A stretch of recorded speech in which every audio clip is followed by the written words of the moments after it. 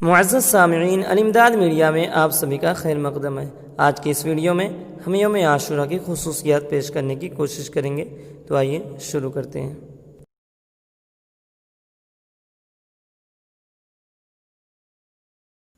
عاشورہ کے دن کے ساتھ بہت سی باتیں مخصوص ہیں۔ ان میں سے ایک یہ ہے کہ اس دن حضرت آدم علیہ السلام کی توبہ قبول کی گئی، اسی دن انہیں پیدا کیا گیا، اسی دن انہیں جنت میں داخل کیا گیا، اسی دن عرش، کرسی، آسمان، زمین، سورج، چاند، ستارے اور جنت پیدا کیے گئے، اسی دن حضرت ابراہیم علیہ السلام پیدا ہوئے، اسی دن انہیں آگ سے نجات ملی، اسی دن حضرت موسیٰ علیہ السلام اور آپ کی امت کو نجات ملی اور فرعون اپنی قوم سمیت غرق ہوا، اسی دن حضرت عیسیٰ علیہ السلام پیدا کیے گئے،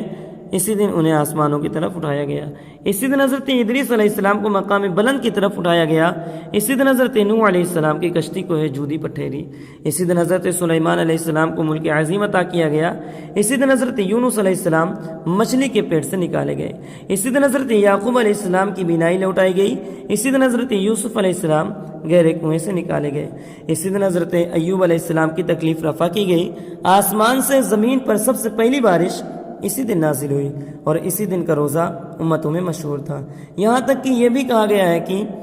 اس دن کا روزہ ماہ رمضان سے پہلے فرض تھا،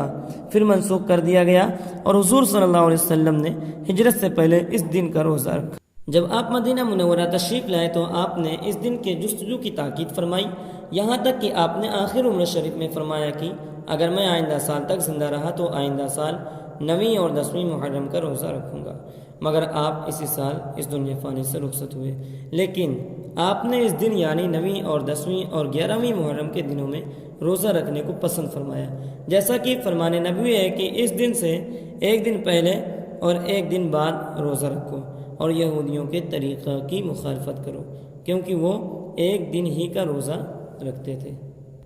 یوم عاشورہ کی اور بہت سی خصوصیات ہیں، لیکن آج کی اس ویڈیو میں بس اتنا ہی۔ لاسٹ میں آپ سے ایک چھوٹی سی گزارش، اور وہ یہ کہ ہماری اس ویڈیو کو زیادہ سے زیادہ ثواب کی نیت سے شیئر کریں تاکہ دوسرے لوگ بھی استفادہ کر سکیں، اور ہماری ویڈیو کو لائک کریں، اور اگر من میں کوئی سوال ہے تو کمنٹ کر کے ضرور پوچھیں۔ ملتے ہیں کسی اگلی ویڈیو میں کسی نئی جانکاری کے ساتھ، تب تک کے لیے خدا حافظ۔